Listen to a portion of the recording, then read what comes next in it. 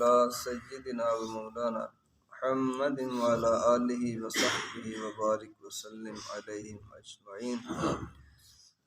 محترم سامعین، جامع ترمذی کی حدیث ہے، حضرت ابو ہارون رحمۃ اللہ تعالیٰ علیہ فرماتے ہیں کہ ہم نبی پاک صلی اللہ علیہ وسلم کے صحابی حضرت ابو سعید خدری رضی اللہ تعالیٰ عنہ کے پاس جایا کرتے تھے، اور ایک دفعہ انہوں نے ہم سے فرمایا کہ میں تمہیں وہ وصیت نہ سناؤں جو اللہ کے رسول صلی اللہ علیہ وسلم نے ہمیں کی تھی۔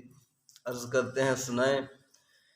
فرماتے ہیں کہ آقا علیہ الصلوۃ والسلام نے ہم سے فرمایا تھا کہ اے صحابہ، لوگ تمہارے تابع ہوں گے اور اطراف عالم سے لوگ تمہارے پاس دین سیکھنے کے لیے آئیں گے، لہٰذا جب وہ تمہارے پاس آئیں تو انہیں نیکی اور خیر کی تعلیم دینا، انہیں نیکی اور خیر کی وصیت کرنا۔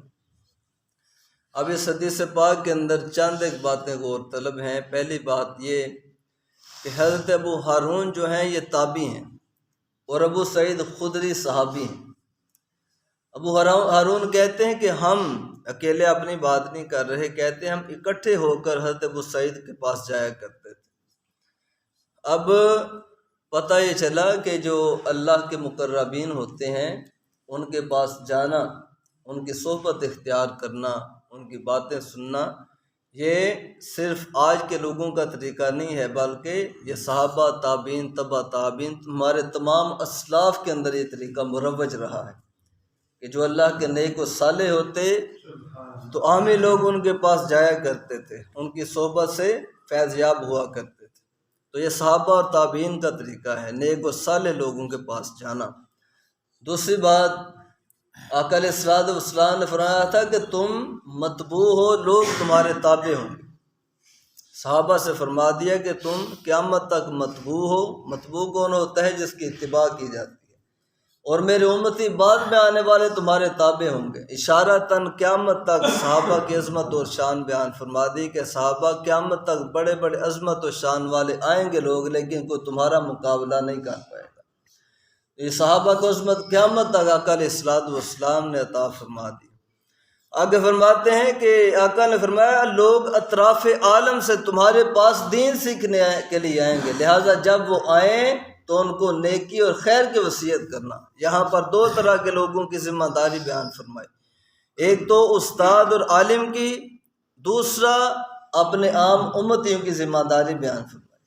استاد اور عالم کی ذمہ داری یہ بیان کی کہ جب کوئی بندہ تمہارے پاس دین سیکھنے کے لیے آئے تو صرف اپنا علم جھاڑ کر اس کو واپس نہ بھیج دینا، صرف اپنا علم بتا کر واپس نہ بھیج دینا کہ میں بڑا عالم ہوں، بلکہ تمہاری گفتگو اس انداز کی ہونی چاہیے کہ ادھر سے تم بات کر رہے ہو، ادھر سے بات اس کے دل کے اندر اتر رہی ہو۔ اور ہمارا مروجہ طریقہ یہی ہے، ہم بڑی بڑی دور محافظ سننے بھی جاتے ہیں علماء کی صحبت میں، تو وہاں بھی ہم صرف علم ہی سننے اور سیکھنے جاتے ہیں کہ بھئی کس انداز میں فلاں بات کرتا ہے، اس کا انداز کیا ہے، کیسی بات کرتا ہے۔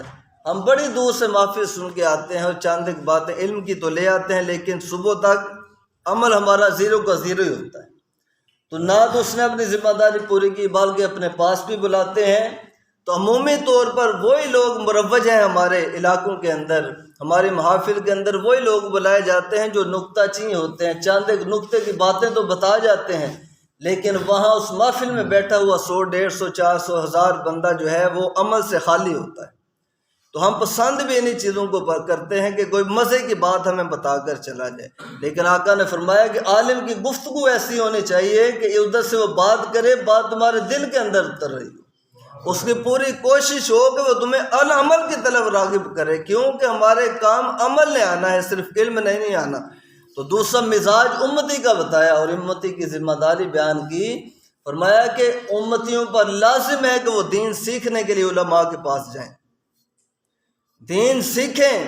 آج ہمارے بہت سے لوگ ایسے ہیں کہ جو شریعت کی خلاف ورزی کرتے ہیں، شریعت کے خلاف عمل کر جاتے ہیں، بعد میں پوچھیں تو کہتے ہیں یار مجھے تو علم نہیں تھا، مجھے تو اس بات کا پتہ ہی نہیں تھا کہ یہ معاملہ ایسے نہیں ایسے ہے۔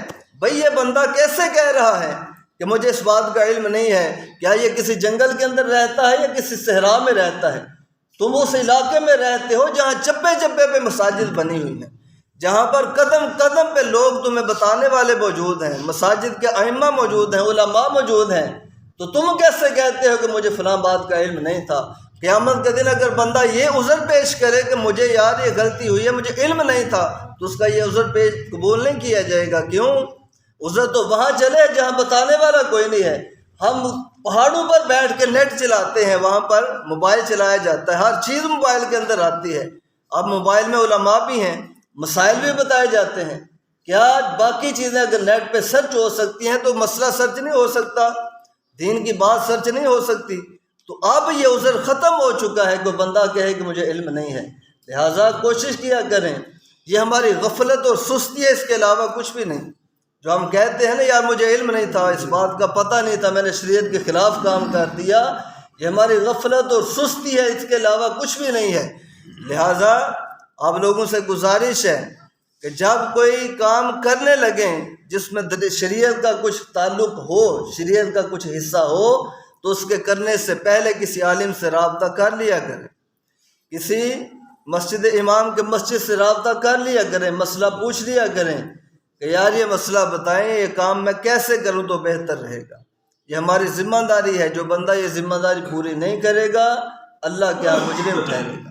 تو فرمایا کہ لوگ تمہارے پاس آئیں تو عالم کی ذمہ داری ہے ان کو نیکی اور خیر کی وصیت کرے، عمل کی طرف لے کر آئے، اور امتی کی ذمہ داری ہے جب بھی کوئی کام کرنے لگے اس سے پہلے عالم سے رابطہ کرے، کام پوچھ کر تو پھر کرے۔ اللہ کی بارگاہ میں عرض کرتے ہیں کہ اللہ کریم ہمیں اپنی ذمہ داریاں پوری کرنے کی سعادت نصیب فرمائے۔ آمین۔ وما علیہ الا البلاغ۔